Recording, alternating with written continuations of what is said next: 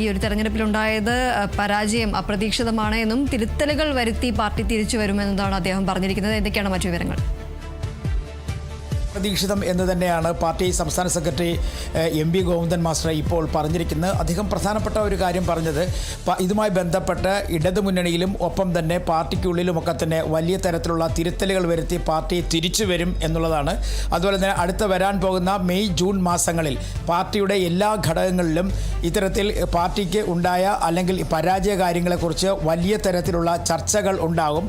ആദ്യത്തെ 2 ദിവസങ്ങളിൽ പാർട്ടി സംസ്ഥാന സെക്രട്ടേറിയറ്റ് യോഗം ചേരും. അതിനുശേഷം പാർട്ടി സംസ്ഥാന സമിതി യോഗവും അതിന് തൊട്ട് പിന്നാലെ പാർട്ടി സംസ്ഥാന സെക്രട്ടേറിയറ്റ് അംഗങ്ങൾ പങ്കെടുക്കുന്ന ജില്ലാ സെക്രട്ടേറിയറ്റ് യോഗവും അതിനുശേഷം സംസ്ഥാന കമ്മിറ്റി അംഗങ്ങൾ പങ്കെടുക്കുന്ന ജില്ലാ കമ്മിറ്റി യോഗങ്ങളും തൊട്ടു പിന്നാലെ പാർട്ടിയുടെ തന്നെ ജില്ലാ സെക്രട്ടേറിയറ്റ് അംഗങ്ങൾ പങ്കെടുക്കുന്ന ഏരിയ കമ്മിറ്റി യോഗങ്ങൾ അങ്ങനെ തുടങ്ങി താഴെ തട്ട് മുതൽ തന്നെ പരാജയത്തിൻ്റെ കാര്യങ്ങളെക്കുറിച്ച് കൃത്യമായ ഒരു പരിശോധന നടത്താൻ തന്നെയാണ് പാർട്ടിക്കുള്ളിലെ തീരുമാനം.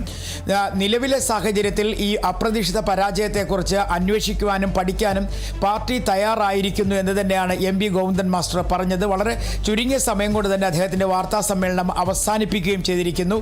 ഇതിൽ പ്രധാനമായും എന്താണ് പരാജയ കാരണമെന്നോ അല്ലെങ്കിൽ പരാജയത്തിനിടയായ സാഹചര്യങ്ങൾ എന്തൊക്കെയെന്നോ തന്നെ അദ്ദേഹം കൂടുതൽ വിശദമാക്കിയിട്ടില്ല. പറയുന്നത് അപ്രതീക്ഷിതമായ പരാജയം എന്ന് തന്നെയാണ് അദ്ദേഹം പറഞ്ഞത്. ഇപ്പോഴും പാർട്ടി സംസ്ഥാന സെക്രട്ടേറിയറ്റ് യോഗങ്ങൾ തുടരുന്നതിനിടയിലാണ് അദ്ദേഹം മാധ്യമങ്ങളെ കണ്ടത്. പ്രധാനമായും അദ്ദേഹം ഉന്നയിക്കുന്ന ഒരു കാര്യം ഈ പാർട്ടിക്ക്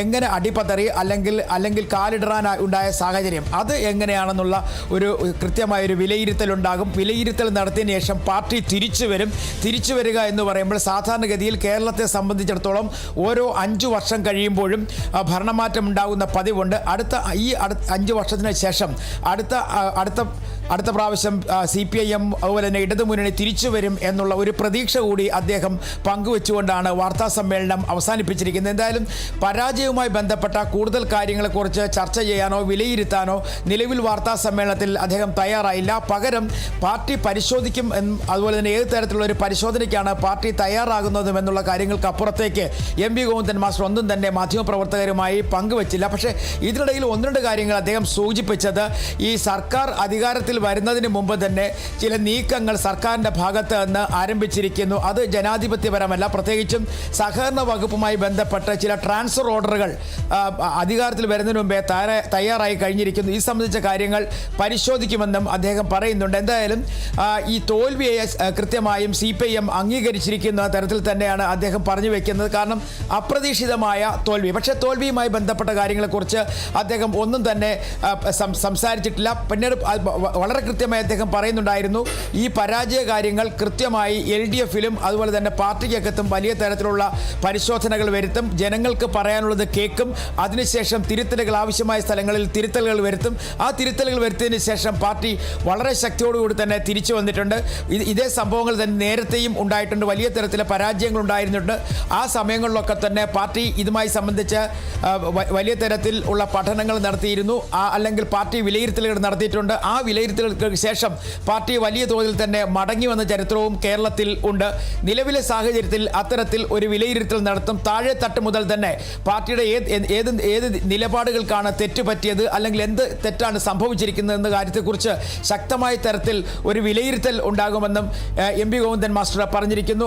അതിനെല്ലാം ഉപരി അദ്ദേഹം എടുത്തു പറഞ്ഞൊരു പ്രധാനപ്പെട്ട കാര്യം ആര് പ്രതിപക്ഷ നേതാവാകും എന്ന കാര്യത്തിൽ ഇതുവരെയും സംസ്ഥാന സെക്രട്ടേറിയറ്റ് യോഗത്തിൽ ഒരു തീരുമാനത്തിലേക്ക് എത്തിയിട്ടില്ല.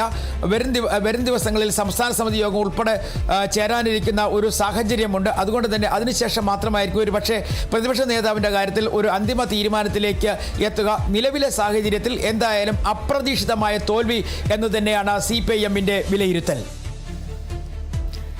ശരി, എന്തായാലും നേതൃയോഗത്തിന് ശേഷം എം.വി. ഗോവിന്ദൻ മാസ്റ്റർ മാധ്യമങ്ങളെ കാണുകയായിരുന്നു. ഈ ഒരു തെരഞ്ഞെടുപ്പിലുണ്ടായ പരാജയം അപ്രതീക്ഷിതമാണ് എന്നതാണ് അദ്ദേഹം പറയുന്നത്. തെരഞ്ഞെടുപ്പിലെ തോൽവിയുടെ കാരണം വിശദമായി പരിശോധിക്കുമെന്നും അതിൽ വേണ്ട തിരുത്തലുകൾ വരുത്തി ശക്തമായി തന്നെ പാർട്ടി തിരിച്ചു വരും എന്നതാണ് അദ്ദേഹം പറഞ്ഞത്. D. ബിനോയാണ് വിവരങ്ങൾ നൽകിയത്.